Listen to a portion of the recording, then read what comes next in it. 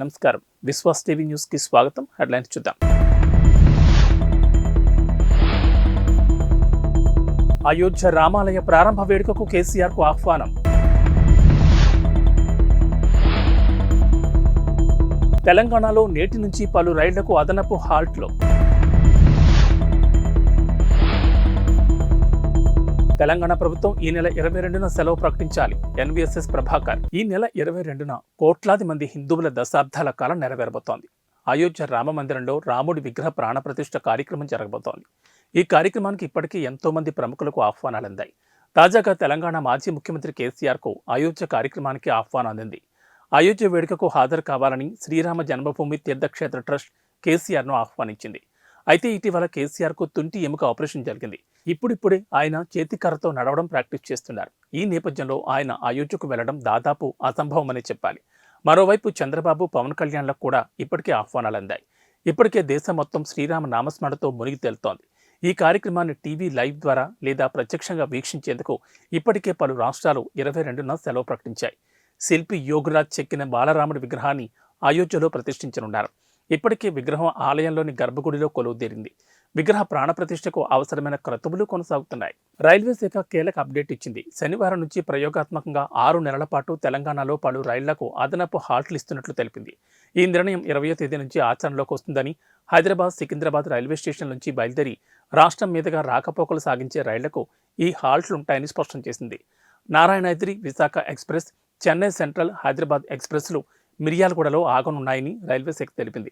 ఇక నర్సాపూర్, విశాఖ, చెన్నై సెంట్రల్, హైదరాబాద్ ఎక్స్ప్రెస్లు నల్గొండలో, నాగర్సోల్, నర్సాపూర్ ఎక్స్ప్రెస్ మిర్యాలగూడలో ఆగుతాయి. దక్షిణ ఎక్స్ప్రెస్ జమ్మికుంట స్టేషన్లో, హజరత్ నిజాముద్దీన్ గరీబ్ రథ్ ఎక్స్ప్రెస్ వరంగల్, పెద్దపల్లి స్టేషన్లలో అదనంగా ఆగనున్నాయని వివరించింది.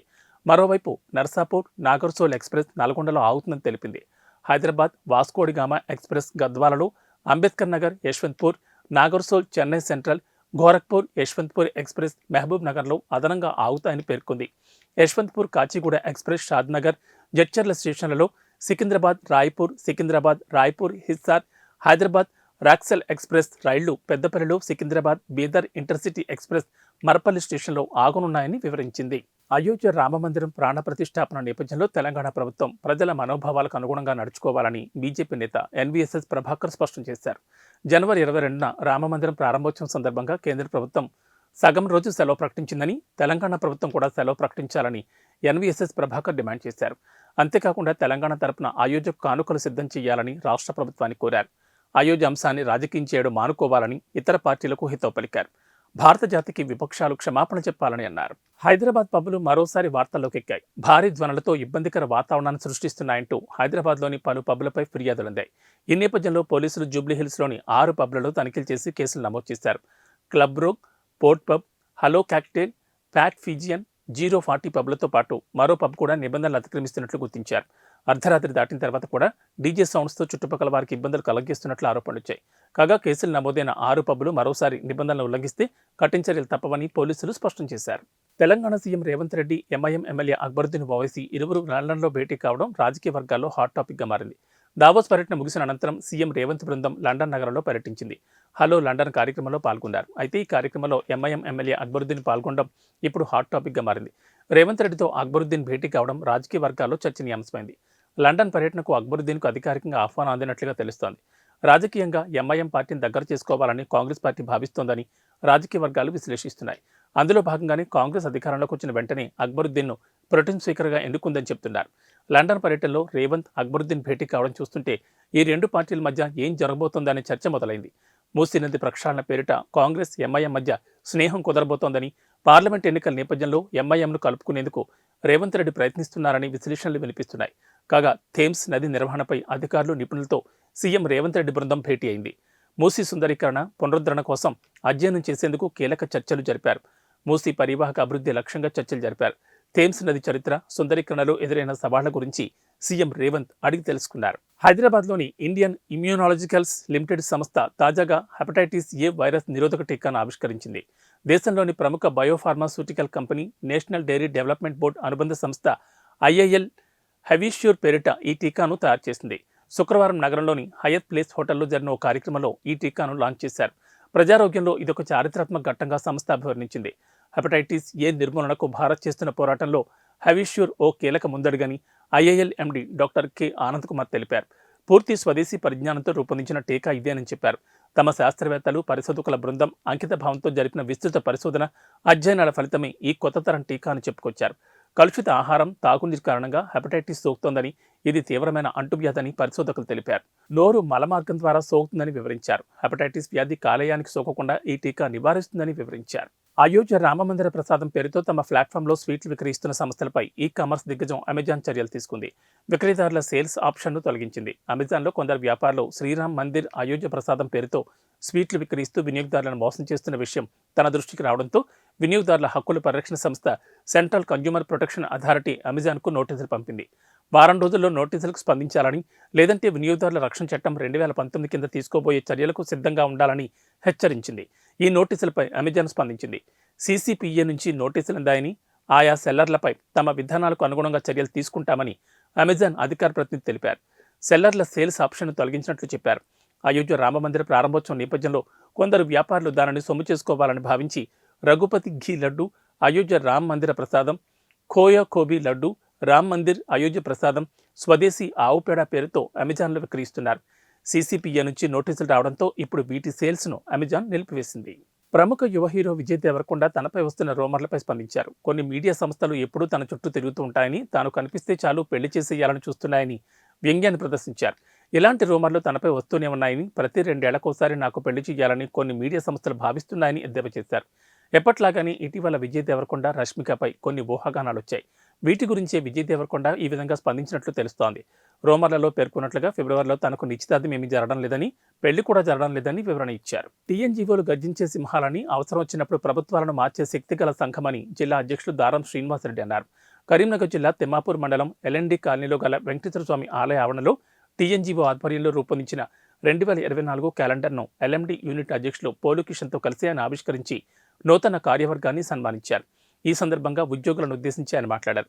గత ప్రభుత్వ హయాంలో జీతాలు, బిల్లులు, రీయింబర్స్మెంట్ రాక సివిల్ దెబ్బతిని ఉద్యోగులు గోసపడి కన్నీళ్లు పెట్టుకున్నారని, ఎలా బొందపెట్టాలో తెలిసి అది మొన్న చూపించడం జరిగిందన్నారు. ఈ కాంగ్రెస్ ప్రభుత్వ హయాంలో ఉద్యోగ సమస్యలు పరిష్కారం అవుతాయని, OPS పెన్షన్ విధానం అమల్లోకి వస్తుందనే ఆశాభావాన్ని వ్యక్తం చేశారు. సంఘం పిలుపునిస్తే ఉద్యోగులందరూ ఐక్యంగా ఉండి తరలివచ్చి తమ సమస్యలను పరిష్కరించుకోవాలని పిలుపునిచ్చారు. ఉద్యోగులుగా తాము కష్టపడి పనిచేస్తామని, తమను కన్నీళ్లు పెట్టనివ్వద్దని ప్రభుత్వాన్ని కోరారు. తాము ప్రజలకు, ప్రభుత్వానికి వారధిలా ఉండి సంక్షేమ, అభివృద్ధి విషయంలో ముందుంటామని తెలిపారు. 74 ఏళ్ల చరిత్ర కలిగిన TNGO సంఘం రాజకీయ ప్రయోజనాలకు కాకుండా ఉద్యోగుల కోసం పనిచేస్తుందని అన్నారు. సంఘ నాయకులు బాధ్యతగా ఉండాలని సూచించారు. ఈ కార్యక్రమంలో TNGO జిల్లా కార్యదర్శి సంగెం లక్ష్మణరావు, LMD కార్యదర్శి అంబట్ నాగరాజు, పొప్పాల అశోక్ రెడ్డి, వంటెల రవీందర్ రెడ్డి, రాగేష్ శ్రీనివాస్, ప్రసాద్ రెడ్డి, వంటెల వెంకటరెడ్డి, రాజేష్, హర్మీందర్ సింగ్, సుమన్, రాఘవరెడ్డి, పవన్, అస్గర్, రామస్వామి, NTPAలు వెంకటేశ్వరరావు, లక్ష్మణ్, 4th క్లాస్ అధ్యక్షులు రాజయ్య, ఉద్యోగులు తదితరులు పాల్గొన్నారు.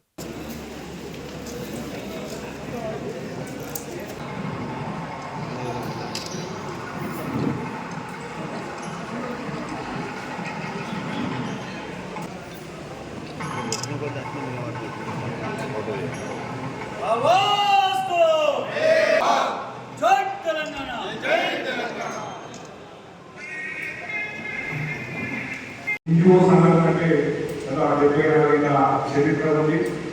ఈ చరిత్రలో కూడా దాదాపు ఏ ఎన్నిక జరిగినా, దాదాపు 17 సంవత్సరాల నుండి ఈ తెలంగాణ NGO సంఘంలో పనిచేస్తున్నా, ఏ ఎన్నిక జరిగినా ఏకగ్రీవానికి మాత్రమే ఆస్కారం లభిస్తుంది.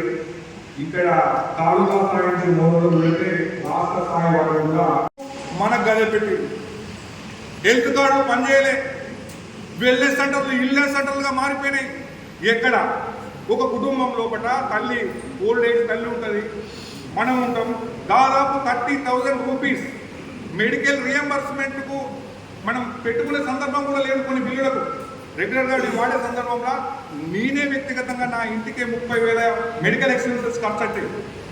ఇక మిగతా రిమైనింగ్ ఎన్ని ఉన్నాయి? మన కుటుంబ అవసరాలు, నిత్యావసర సరుకులు, పెట్రోలు, ఫోను. ఇవాళ రేపు ఫోను ఇంట్లో 5 ఉంటే 5 ఫోను, అది లేకపోతే నడవదు. ఆన్లైన్ క్లాసెస్, ఈ క్లాసెస్, ఏ క్లాసులు నడవాలన్నా ఇవి మనకు ఉద్యోగులకు కూడా ఎక్స్పెన్సెస్ బాగా అయిపోయినాయి. ఇవన్నీ దృష్టిలో పెట్టుకొని ప్రభుత్వము ఈ విషయాన్ని, మన రాష్ట్ర నాయకుడు, మన కరీంనగర్ జిల్లా ముందు బిడ్డ, మీ తాలూకా బిడ్డ. కాబట్టి ఈ విషయాన్ని ఇవన్నీ ఎందుకు చెప్తున్నానంటే గత ప్రభుత్వంలో మనం మీరు అనుభవించిన బాధలు, ఈ ప్రభుత్వంలో మనకు మంచి ప్రయోజనాలు వస్తాయి, మనం సుఖంగా ఉంటాం అనే ఆలోచన మనకు వచ్చింది. ప్రభుత్వం మారింది, మనం కూడా మారుతాం. ప్రభుత్వం ఏ సంక్షేమం పెట్టినా నేను సమర్థవంతంగా అమలు చేస్తాం కూడా అని చెబుతూ ఈ ప్రభుత్వానికి కూడా మన అందరి ద్వారా విజ్ఞప్తి చేస్తున్నాం. ఇలాంటి కష్టాలను, ఇలాంటి కన్నీలను ప్రభుత్వ ఉద్యోగులు గోవులు లాంటి వారు కష్టపడి పనిచేస్తాం. ఏ సంక్షేమం ఇచ్చినా ప్రభుత్వ ప్రజల శ్రేయస్సు కోసం పనిచేసే వాళ్ళము. మమ్మల్ని కన్నీరు పెట్టియకుండా ఈ ప్రభుత్వం చూస్తుందని ఆశిస్తున్నాం. ఈ మెసేజ్ని కూడా మా జిల్లా తరఫున, తాలూకా తరఫున, మీ అందరి తరఫున మన రాష్ట్ర అధ్యక్షుల దృష్టికి తీసుకుపోతాం. ఈ సమస్యలను సాధించే దిశగా కృషి చేస్తామని తెలియజేస్తూ మహారాష్ట్రలోని షోలాపూర్లో పీఎం ఆవాస్ యోజన కింద పేద ప్రజలకు ప్రధాని మోడీ ఈరోజు ఇళ్లను అందజేశారు. ఈ సందర్భంగా ఆయన ప్రసంగిస్తూ తీవ్ర భావోద్వేగానికి గురయ్యారు. తన బాల్యం నాటి రోజులను గుర్తు చేసుకుని కన్నీటి పర్యంతమయ్యారు. తన చిన్నతనంలో తనకు కూడా ఇలాంటి ఇంట్లో నివసించే అవకాశం వస్తే ఎలా ఉండేదో అనే ఆలోచన వస్తుందని చెప్పారు. పీఎం ఆవాస్ యోజన కింద నిర్మించిన అతిపెద్ద సొసైటీని ప్రారంభించామని, 2014లో తాను ఇచ్చిన హామీ నెరవేరడం సంతోషదాయకమని చెప్పారు. ఈ ఇళ్లను చూడగానే తనకు తన బాల్యం గుర్తొచ్చిందని అన్నారు. ఈ నెల 22న అయోధ్య రామమందిరం ప్రారంభోత్సవం సందర్భంగా ప్రతి ఒక్కరూ తమ ఇళ్లలో రామజ్యోతి వెలిగించాలని మోడీ పిలుపునిచ్చారు. మన విలువలు, కట్టుబాట్లను గౌరవించాలని శ్రీరాముడు బోధించాడని, ఆయన నిజాయితీని తమ ప్రభుత్వం ఆదర్శంగా తీసుకుందని చెప్పారు.